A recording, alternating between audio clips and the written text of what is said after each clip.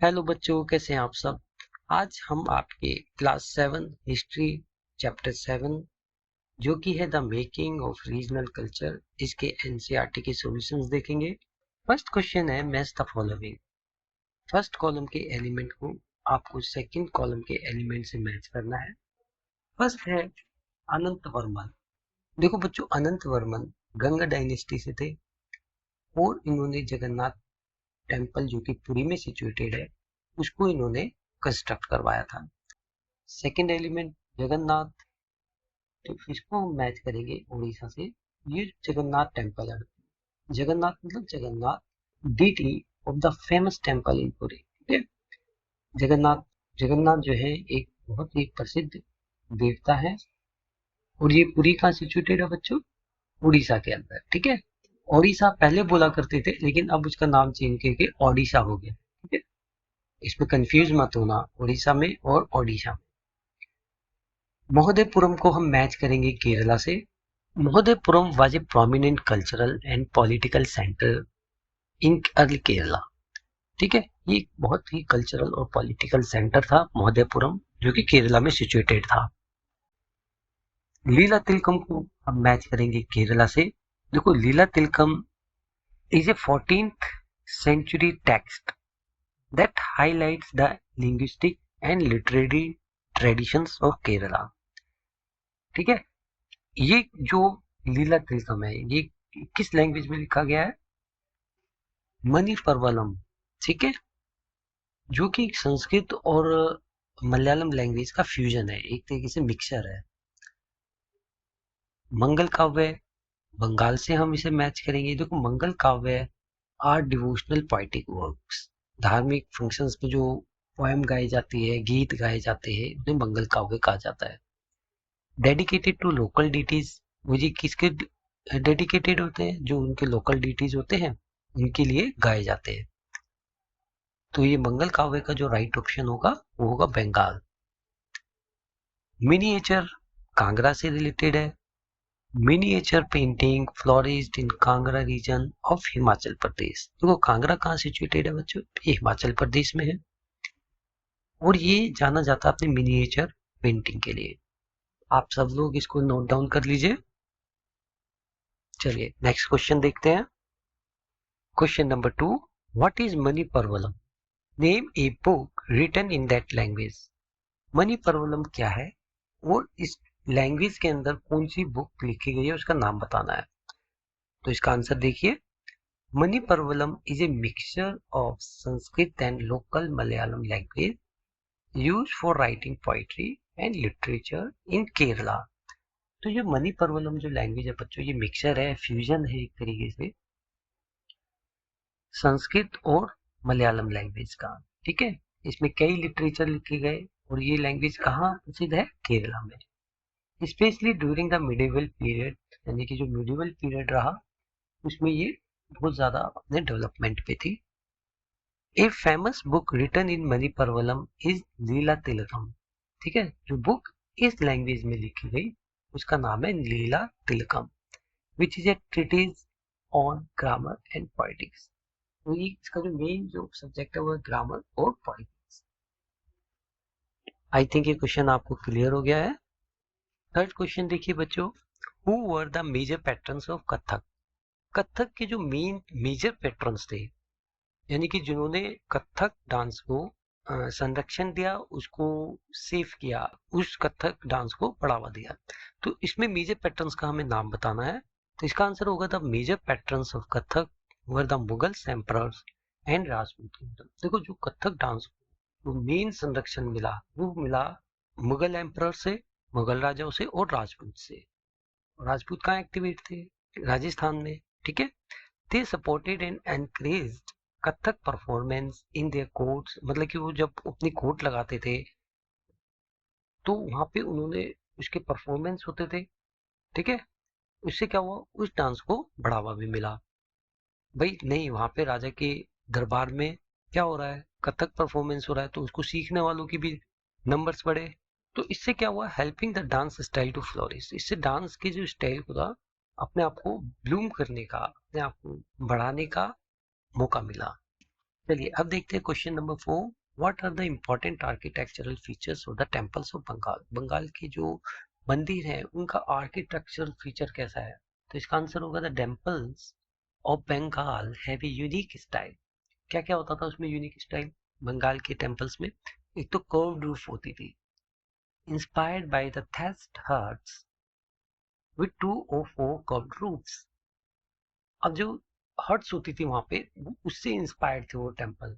जैसे उसमें गोल करके कर्व करके रूफ होती थी ऊपर की तरफ, उस तरीके से टेम्पल्स में बनाया गया। Terracotta art, walls are decorated with terracotta tiles. वो जो वॉल्स होती थी वो टेराकोटा, टेराकोटा एक तरीके की मिट्टी होती है, टाइल्स से मतलब कि वो दीवारें उसकी बनाई जाती थी, डेकोरेट की जाती थी। और उस पे कई तरीके की जो कहानियां होती थी वो उकेरी जाती थी, मिथ्स होते थे, डेली लाइफ उकेरी जाती थी। ठीक है। स्क्वायर प्लेटफॉर्म, अब इसकी जो मेन एक और फीचर है वह है स्क्वायर बेस। ये जो टेम्पल्स होते हैं बच्चों बंगाल के उस समय पे जो बन रहे थे उनका जो स्क्वायर बेस के ऊपर बनते थे with simple interiors and detailed outer designs. ठीक है। इंटीरियर्स उनका बहुत सिंपल होता था और आउटर डिजाइन बहुत डिटेल्ड में होता था।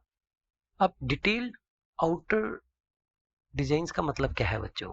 देखो उसमें बहुत सारी चीजें होती थी।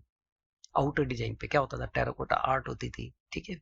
ऑर्नामेंट पैटर्न्स होते थे, geometrical shapes, floral motifs, stylist animals, उनकी सब चीजें बनाई जाती थी। स्कल्पचर एलिमेंट्स बनाए जाते थे, डिपिक्शन ऑफ डीटी होती थी, डांसर्स होते थे, डिपिक्ट किया जाता था। पेंटिंग्स और कलर टाइल्स होती थी। ठीक है। तो ये सारी चीजें उसको एक यूनिक फीचर देती थी। चलिए अब आई थिंक ये क्वेश्चन आप समझ गए बच्चों। Question number 5। Why did minstrels proclaim the achievements of heroes। तो ये जो minstrels होते थे बच्चों, इन्होंने जो उस समय के जो हीरोज थे उनकी अचीवमेंट को क्यों प्रोक्लेम किया, क्यों उसकी उद्घोषणा की, क्यों उनको मतलब कि एक तरीके से उनके बारे में गीत लिखे, ऐसा उन्होंने क्यों किया। सबसे पहले समझते हैं आंसर में मिनिस्ट्रल्स क्या है। मिनिस्ट्रल्स और ट्रैवलिंग सिंगर्स और स्टोरी टेलर, ये कौन होते हैं मिनिस्ट्रल्स बच्चों। जो ट्रैवलिंग सिंगर्स होते हैं, जो चलते चलते जो भी उनको हीरो दिखता है उसके बारे में गाने गाते हैं। स्टोरी टेलर्स होते हैं, स्टोरियां सुनाते हैं। तो उन्होंने क्या प्रोक्लेम किया, the achievements of heroes to celebrate their bravery and to keep their stories alive. उन्होंने उनकी अचीवमेंट्स को सेलिब्रेट किया और उनकी ब्रेवरी को, बहादुरी को, क्योंकि उनकी जो स्टोरीज थी वो जिंदा रह सके। तो बच्चों ये जो मिनिस्ट्रल्स होते थे ये गा गा करके लोगों को इंस्पायर करते थे, और इससे क्या होता था कि हेल्प होती थी कि ये गा गा के स्टोरीज को पास डाउन करते थे आगे के लोगों के लिए, नेक्स्ट जनरेशन के लिए। जो हीरोज थे उस समय के, उनके जो नोबल डीड्स हैं और जो बहादुरी के कारनामे हैं, करेज है, वो जनरेशन टू जनरेशन पास हो सके, वो लोगों तक पहुंच सके। तो अब आप समझ गए कि मिनिस्ट्रल्स प्रोक्लेम क्यों करते थे हीरोज के अचीवमेंट को। क्वेश्चन नंबर 6 देखिए। Why do we know much more about the cultural practices of rulers than about those of ordinary people। देखिए इस क्वेश्चन में कह रहा है कि जो कल्चरल प्रैक्टिसेस थी, ठीक है, रूलर्स की, उनके बारे में हम जानते हैं, लेकिन जो ऑर्डिनरी लोग थे उनकी कोई भी कल्चरल प्रैक्टिसेस के बारे में हम नहीं जानते। ऐसा क्यों। देखिए जो रूलर्स थे, ठीक है, उनकी कल्चरल प्रैक्टिसेस को हम लोग जानते हैं कि उनकी राइटिंग्स क्या थी, वो उनकी पेंटिंग्स किस तरीके की होती थी, मॉन्यूमेंट्स किस तरीके के होते थे। ठीक है, क्योंकि ये सब कुछ रिकॉर्डेड है। ठीक है, और मॉन्यूमेंट्स भी अवेलेबल है, पेंटिंग्स भी अवेलेबल है, और उनके बारे में लिखा भी गया है। जैसे कि अभी आप पुराने समय का लाल किला लीजिए, ताजमहल लीजिए। ठीक है, क्योंकि अगर हम बात करें पुराने समय के ताजमहल की, वो अभी भी सर्वाइव कर रहा है। लाल किला भी सर्वाइव कर रहा है, जमा मस्जिद हो गई, कुतुब मीनार हो गया। तो पुराने रूलर्स के बारे में हम इस तरीके से उन मॉन्यूमेंट्स से भी जानते हैं। अच्छा, अब rulers have resources to create records. तो ये जो रूलर्स होते थे ये तो अपने रिकॉर्ड्स क्रिएट करवा लिया करते थे। ठीक है, वो बड़े बड़े स्ट्रक्चर्स करवाते थे, ठीक है। Why ordinary peoples everyday practicing पर लेस डॉक्यूमेंटेड, लेकिन आम लोगों की जो पीपल्स थे उनकी जो प्रैक्टिसेस थी वो डॉक्यूमेंटेड नहीं है, कुछ भी उनका उस समय का कोई भी चीज प्रिजर्व नहीं की गई है। तो इसी वजह से हम राजाओं के बारे में, उनके कल्चरल प्रैक्टिस के बारे में जानते हैं, लेकिन ऑर्डिनरी पीपल के बारे में नहीं जानते हैं। क्वेश्चन नंबर 7 देखिए, why did conquerors try to control the temple of Jagannath at Puri. देखो जगन्नाथ टेम्पल जो है बच्चों पुरी में बना हुआ है, ठीक है। तो जो कॉन्क्वेरर्स बाहर से आते थे या फिर जो योद्धा होते थे, जो रूलर दूसरे रूलर्स थे, उन्होंने इस टेम्पल पे कंट्रोल करने की क्यों कोशिश की। देखिए the temple of Jagannath at Puri was an important religious site, ठीक है, विद मैनी फॉलोअर्स। इसके बहुत सारे फॉलोअर्स थे, लोग मानते थे जगन्नाथ को। और आज भी आप देखेंगे तो बहुत सारे लोग हर साल जगन्नाथपुरी जाते हैं। पुरी की रथ यात्रा बहुत फेमस है, वहाँ पे हर साल लोग जाते हैं। Controlling the temple give conquerors power, ठीक है। तो पहले जो ये जो टेम्पल बनाए जाते थे एक शक्ति का प्रतीक होते थे राजा के। तो वो इसलिए कंट्रोल करते थे कि मैंने अगर मैंने टेम्पल को कंट्रोल कर लिया तो मैं वह मेरी एक तरीके से शक्ति का प्रतीक होगा, पावर का प्रतीक होगा, ठीक है। It was a symbol of power उन लोगों के लिए कि जो लोग वहाँ पे पूजा कर रहे हैं। ये भाई मैंने कॉन्क्वायर कर लिया मंदिर को, टेम्पल पे कंट्रोल कर लिया, तो ये जितने भी फॉलोअर्स हैं क्या होगा, अब ये मुझे मानने लगेंगे। टेम्पल पे कंट्रोल करने से कॉन्करर्स को क्या हेल्प होती थी, दे gain acceptance from the local population. नहीं, अगर उस रूलर ने, कॉन्करर ने कंट्रोल कर लिया टेम्पल को, तो लोकल पॉपुलेशन वैसे ही एक्सेप्ट कर लेगी, नहीं भी अब तो यही पावरफुल है, ठीक। तो ऐसा ही होता था पहले। तो आई थिंक ये क्वेश्चन आप समझ गए बच्चों। चलिए नेक्स्ट क्वेश्चन देखते हैं। Question number 8, Why were temples built in many regions of India? तो ये टेम्पल क्यों बनाए जाते थे। तो देखो मंदिर बनाने का जो सबसे बड़ा रीजन होता था बच्चों, वो होता था पावर को शो करना, कि राजा अपनी पावर शो करता था, वो डिटीज को ऑनर करना, कि भाई नहीं जो उनके देवी देवता हैं वो उनके ऑनर में, उनके सम्मान में वो मंदिर बनाता था। और क्या दिखाता था, डिवोशन ऑफ रूलर्स, उस डिटी के लिए उसके डिवोशन को दिखाता था, भक्ति को दिखाता था। They served as centers for worship, culture and community gatherings. और मंदिर क्या दिखाते थे, देखो यहाँ पे मंदिर में पूजा होती थी, ठीक है, इसलिए बनाए जाते थे। कल्चरल प्रोग्राम होते थे, और कि भाई अपना कल्चर को शो करने के लिए भी टेम्पल बनाए जाते थे, कि नहीं ये हमारा कल्चर है, मंदिर में जाना, पूजा करना, ठीक है। एंड कम्युनिटी गैदरिंग्स, और कम्युनिटी की जब गैदरिंग्स होती थी किसी भी इश्यू को लेकर के, तो उसको भी एज ए सेंटर वह सर्व करता था।